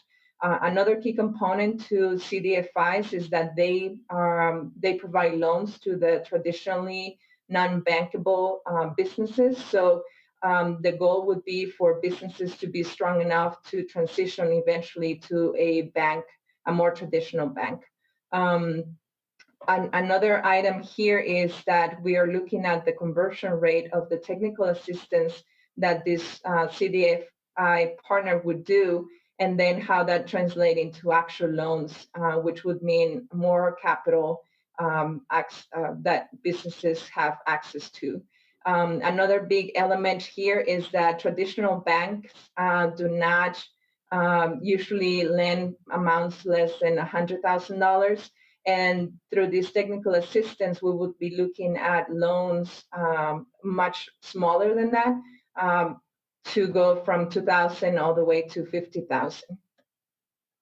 So as per the discussion from last week, we have revised the contract to include reporting of demographics, the type of businesses, and two key elements that I want to highlight is that these small businesses in our community are the ones providing jobs to community members. So for us to focus on the number of jobs as a key component to providing opportunities for our community members is important, and also how much average sales the businesses have, because that translates into a metric of success, success for our community, success for businesses, and success for people, job seekers looking for opportunities. Also, as I mentioned, the transition between technical assistance and actual loans is important, and so we'll be monitoring closely these items, as well as utilizing this technical assistance as Councillor Stork mentioned last week, as an economic gardening strategy for business retention and or expansions, and to translate into business, jobs retained. So with that, I open it up for discussions. And like I said, we are in the review process of the contract, and we will keep you posted as soon as this contract is in place. We are planning to promote it through our email blast once the services are available. And also we're working with our partners, including the chambers, Mavita, Arrowhead Center, Small Business Development Centers, for them to help us promote this opportunity and make information available for small business owners in our community. Thank you, Dr. Martinez. Looks like Councillor Sorg has a comment, and Councillor Flores. Thank you, Mr. Mayor, and thank you, Dr. Martinez. Yes, this sounds very interesting. I'm a little confused on this whole thing. I was wondering if is this a result of the COVID-19 epidemic, or is this something completely different, unrelated? This was a result of the COVID-19. I think one of the councilors, either Mayor Pro Tem or Councilor Vasquez or Bencomo, one of them asked to have this put on and have us look at it. Have us donate the money. I thought this was a good program a long time ago, and I'm wondering, it just is the epidemic just the emphasis to get this going now more than ever? And if so, how does it relate to the federal grants and loans that are being given to small businesses? Well, I think if I may, Dr. Martinez, just two things real quick. Councilor Sorg, I think this really matches well with that Movida study that we're going to be seeing, because I think you're going to see they're probably going to come back not only on ways of businesses starting up if they do start up, but you're also going to see an emphasis now on PPEs and ways to keep residents and the public safe from, like disinfectants. So this, I think, is going to mirror real well and to help those businesses that are even looking at starting a business. And this might be one of the focuses of this disinfecting certain things. So sorry to interrupt. Yeah. So in other words, this is just for supplies and efforts for the No, it's a loan up. It's a loan. It's a small loan to start. Right. To maybe so it's not a grant. So it's a loan to if Right. there's businesses that want to start up, and there could be a lot of home-based businesses that need some type of money to begin with products, with supplies. Maybe they're going to start selling masks. Maybe they're going to start selling gloves. I don't know. But that's why I said I think it's going to bode well with our study that we're going to hear from Movida down the road. And then I just was going to say that other program that the federal government has, Counselor, is for a lot of our existing businesses that already have employees going on, like the PPP. That's for current employees, our current businesses that have employees that they don't want to have them go on the unemployment line, and they're paying them still. And then the other one that the government has, the economic development or economic injury. I forgot the name of the loan, but that's more of a long-term loan. But anyways, let me let Dr. Martinez discuss some of your questions. Thank you, Mayor and Councilor Sorg. I appreciate your interest and your questions. This is another we had identified a gap in access to financial resources to small businesses. However, in light of COVID, this became a crucial need. We have, as you may have received communication by business owners are struggling more than ever. And this is just during the current situation. We expect a very hard situation even after we open the economy. And we need to connect resources to businesses and for them to stay afloat and remain in business. It is important for business owners to get connected to resources. When all these federal programs and state programs became available, business owners were overwhelmed with information, and the processes are often very complicated. And so part of the process of this technical assistance is to connect the resources and to help business owners navigate the existent opportunities for federal or state programs. And so our partner would be expected to be knowledgeable of all the different loans available and to help them connected to those resources. Additionally, CDFIs have been made eligible to receive funding from the federal government that can be allocated to those businesses that they're working with. And so it's not only the funding that they already had or funding that available previously, but additional funding that has become available for this, given this current situation.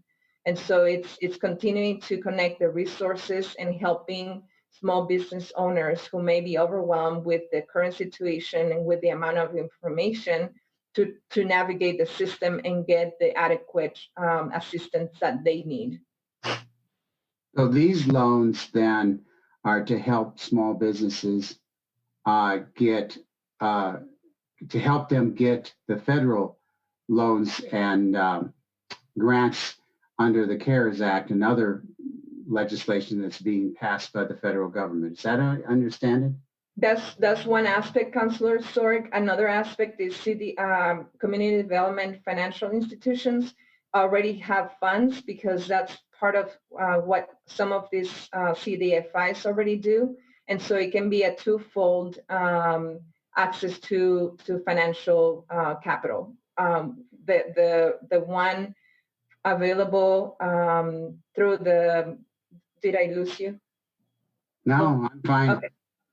Already available through their funding resources, plus the additional funding made available through this current situation. Have you had inquiries about this kind of help from businesses? Councilor Sorg, yes, actually this week we had 2 inquiries from business owners trying to find resources and trying to find either loans or grants that can support them through these very difficult times. And as we continue to work with businesses and sending our e-blast communications, we expect this to become more prevalent. Another item that I want to bring awareness is that we are available in case any business is looking to connect to resources. I want to make available the email address that we have for businesses to connect with us. It's econdev, ECONDEV, at las-cruces.org.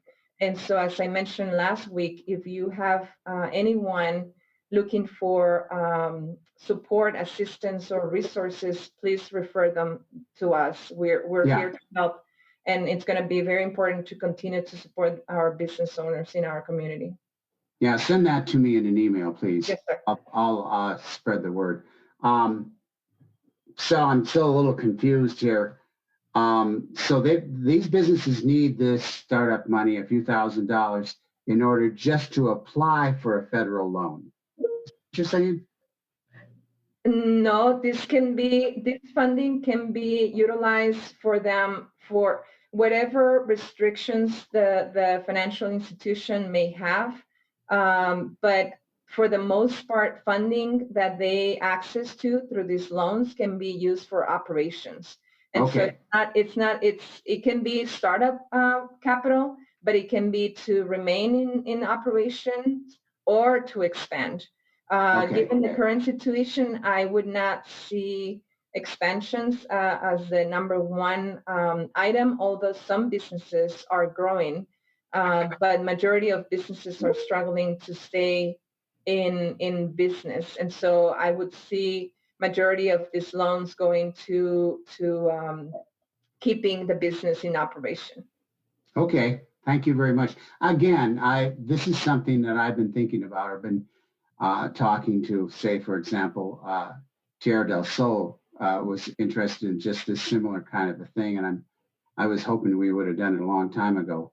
But anyway, yes, the economic gardening you mentioned is what this is all about too. That technical assistance is really important. So in the end, when the money's all used up, come back to us and say how well the program went. Okay? Yes, sir. Our plan is to keep monitoring the results very closely. And as we discussed last Friday, we want to make sure that we continue to address the needs as we see them in our community. Great. Thank you very much. Thank you, Mayor. So before I get to Councilor Flores, Councilor Sorg, let me just share something with you that we may want to consider thinking about. So obviously there's a lot of restaurants now that are the ones who's really capitalizing, that's doing really well. See, every time I drive up Loman is Chick-fil-A. I mean, they have a double drive-through, right? And so when you stop and think about it, some of the restaurants that are going to have challenges are those without a drive-through window. And I wonder if maybe we need to look at possibly being able to help those businesses, maybe even through some type of this microloan, I don't know, but if that's something that we might want to consider. I'll share with you something that true story. So my first job was at Taco Bell, okay, when I was 15 and a half, right here, just right down the street. It didn't have a drive-through. And then they decided to put the drive-through in, and business increased 30%. I mean, this is like 1978. That's how, and so drive-through really, helps. I mean, people don't want to get out of the car and they want to get their food. And so what better way is to maybe look at some of these businesses that if we were to relax some rules and maybe help with drive-through modifications on the restaurants. Because if not, you're going to see the ones with the drive-throughs. I mean, I see Senor Express. They're so busy. They're one lane on Loman is blocked. You know, so these are things that as Dr. Griselda was saying, Martinez was saying, that there's some that are really thriving and some that aren't. And the ones that are thriving, the ones with the drive-through windows. Mayor, I would be okay with that if it was a local business that owned by local people here, but not for a national chain. I would disagree with helping financially with a national chain. Sure, no, I understand. And just the FYI, sometimes those national chains, Counselor, are owned by local business owners because they're just franchises. But there are company stores and then there's franchise stores. I just thought I'd share the distinction. Counselor Flores, you are next, and then Counselor Bates-Stubbe. Thank you, Mr. Mayor, and thank you, Dr. Martinez, for your wonderful work. I've always felt that the city is quite fortunate to have you, as our economic development director. So thank you so much for doing this work. I think that it's our small businesses, and I agree with Councilor Sorg. I would like to have the local businesses helped out more. I think they would be prioritized in my mind. I don't know what your guidelines would be. But so my question is, so the status right now is that this contract that you're looking at to provide you with the funds to move forward on this is in process. Is that what I understood? Or Mayor, Councilor Flores, the funds were allocated through the resolution that you all approved last week. We working through our procurement process. We have drafted the contract and it's under review by legal and purchasing. So we expect, similar to what Natalie Green presented earlier, we expect this contract to be in place before we can actually start the services with our partner. So once the procurement process is finalized, is that when you're going to send out an email blast to make small business owners now informed about this, and how soon do you think that will be? Yes, ma'am. Mayor, Councilor Flores, we have been communicating with businesses since this started, and this will be blasted out as an additional resource made available for them. We will be working closely with legal and purchasing to expedite this contract. So we will keep you posted as soon as this is approved and finalized. But we will make a big outreach to our community to make sure that people are aware of this opportunity. Do you have a timeline or any time how long it would take? I'm just wondering. I would because I think our small businesses are drowning and correct. Us are hurting. Correct. I would want our community. Yes, ma'am. We are working through this as quickly as possible, and I agree with you that this is time is of the essence. So we're emphasizing that as we work through our process. So hopefully, thank you very much. Yes, ma'am. Thank you very much, Dr. Martinez. Thank you, Mr. Mayor. Thank you, Councilor Bates-Stubbe. Thank you, Mayor, and thank you, Dr. Martinez. I'm curious to see what guidance will come out from the state level on what industries they expect to be kind of phased back in. And I think that's going to be important for us to look at. I worked at a restaurant since the time I was 16 till, 23. So I am very well aware of that type of industry, and I think they've been able to adapt fairly decently in comparison to a lot of other industries. You know, most are still able to find a way to continue having their doors operated and open. I'm very concerned about some industries that can't open at all right now, that have no other function.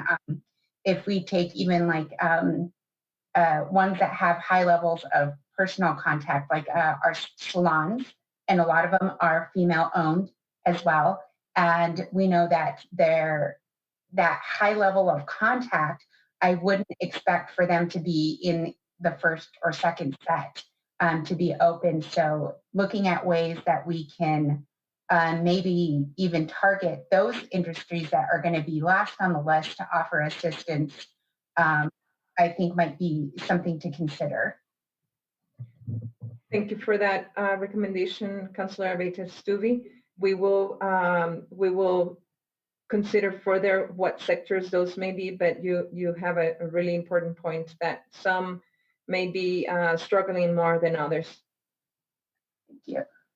And like I said, I think some businesses have been able to adapt very well, and that's amazing.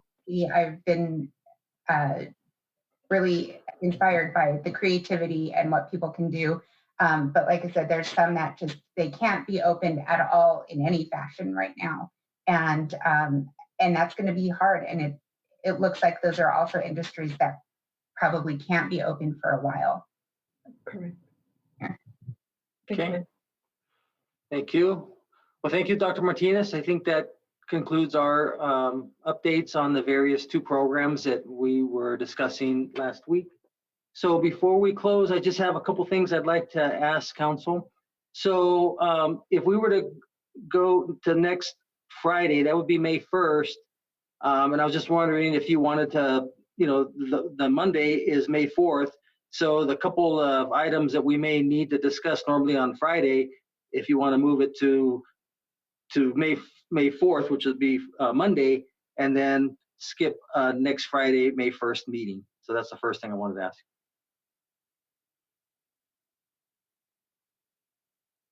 Not everybody jumped in.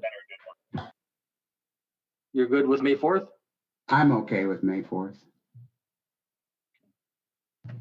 Mr. Mayor, is there anything that we need, like constant follow-up or reporting on some of the funds that have been some of the funds that we've allocated, any developments that? Oh, we can have that on the May 4th meeting. And we can have that on the regular, as part of our council meeting? Sure, of course. Be an agenda item? Well, an update, just a discussion, just to give you numbers, and for not only for council, but for the public as a whole. And then, because the main thing, the reason why we had to have today's meeting was to extend that resolution. And so by May 4th, we could probably have another one. We may have to have another one that following Friday to extend the, oh no, I take that back. Ours is good until the governor's declaration. Never mind, forget that. Okay, and then I agree. Okay, and then the second thing is, I'm thinking of putting on that council agenda is a moratorium on UTVs. So just thought I'd share that with you, because we're getting too many complaints of, initially I thought these UTVs were just going to be on the weekends, driving on some small streets to get to ride in the desert, but they just seem to be all over the place. And then the most important thing is, or the bad thing about it is, ATVs are on the street now. And I don't know if they think that this is just a free for all, but I'm not asking for any comment of you all, but I just didn't want you to be surprised. Whether you choose to support the moratorium, that's council's prerogative. I just thought I'd share with you that that's gonna, I've asked legal to at least draw that up. And the moratorium would be at least 30 days, 60 days until we get through this pandemic. Because right now, a lot of people are home, and a lot of these drivers are, have their mufflers off, and which are not supposed to. And we don't need our police department necessarily trying to stop them. They've got other things they got to deal with, and they have to deal with loud and car or vehicles and things of this nature that shouldn't be. So if this is our way of helping to contribute to at least keep this under control, that might be the way to go. So I just thought I'd share that with you all. Okay, if there's nothing further, entertain a motion to adjourn. So moved. I'll second it. A motion made by Councilor Flores and second by Councilor Sorg that we adjourn. All those in favor signify by saying aye. Aye. Aye. Those opposed? Okay, we're adjourned. It's 11:44 a.m. And Councilor Flores, so the governor texted back and she said, she says, Mr. Mayor, thank you for your interest. I'm working with John Bingaman, the group now, and we will share interests with my team. Stay safe and give my regards to Yvonne. So I'm just kidding. But she did say that though. I mean, okay. So, all right, we're adjourned. We'll see you guys. Have a good weekend.